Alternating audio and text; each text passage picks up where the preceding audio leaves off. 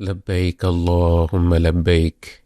বছরের সেই সময়টি চলে এসেছে যখন আল্লাহর দাওয়াতপ্রাপ্ত বান্দারা হাজির হয়ে যান তার নির্দেশিত পবিত্র স্থানগুলোতে, মিনা, আরাফাত, মুজদালিফা এবং পবিত্র হারাম শরীফে। কাফনের কাপড়ের ন্যায় দুটো সাদা কাপড় পরিধান করে তারা কণ্ঠস্বর মিলিয়ে বলেন, লব্বাইক আল্লাহুম্মা লব্বাইক। আমি হাজির ইয়া আল্লাহ, আমি হাজির। হাজার হাজার বছর আগে আমাদের পিতা ইব্রাহিম আলাইহিসসালাম এই হজের ডাক দিয়েছিলেন। আল্লাহ তাআলা সূরা হজ্জে বলেন, ওয়াআযিন ফিন-নাসি বিল-হজ্জ, আর মানুষের মাঝে হজের ঘোষণা দাও।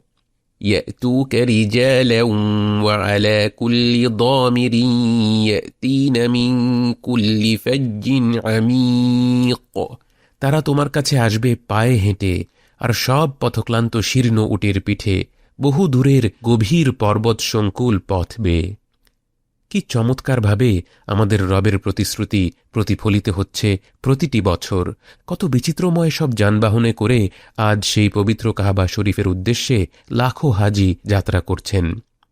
অথচ আমাদের পিতা ইব্রাহিম আলাইহিসসালাম যখন হাজার হাজার বছর আগে এক জনশূন্য প্রান্তরে দাঁড়িয়ে হজের ডাক দিচ্ছিলেন এবং ভাবছিলেন কে শুনবে তার এই ডাক, মহান রব্বুল আলমিন তাঁর প্রিয় খলিলুল্লাহর আমন্ত্রণ শতাব্দীর পর শতাব্দী ধরে পৌঁছে দিয়েছেন তাঁর বাছাইকৃত বান্দাদের কাছে, অতঃপর উম্মতে মুহাম্মদ সাল্লাল্লাহু আলাইহি ওয়াসাল্লামের কাছে, এবং সে ডাকে প্রতি বছর সাড়া দিয়ে যাচ্ছেন লক্ষ লক্ষ মুমিন বান্দা।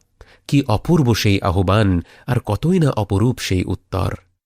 লব্বাইক আল্লাহুম্মা লব্বাইক। অনেকের মনে একটি প্রশ্ন ঘুরে, যারা হজে যাচ্ছেন না তাদের কি হবে?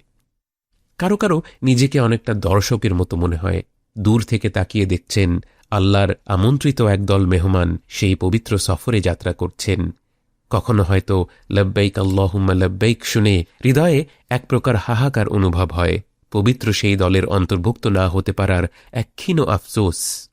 অথচ বাস্তবতা হল আল্লাহ সুবহানাহু ওয়া তাআলার রহমতের কোনো সীমা নেই। হজ প্রতি বছর আল্লাহর বাছাইকৃত নির্দিষ্ট কিছু বান্দার জন্যে হলে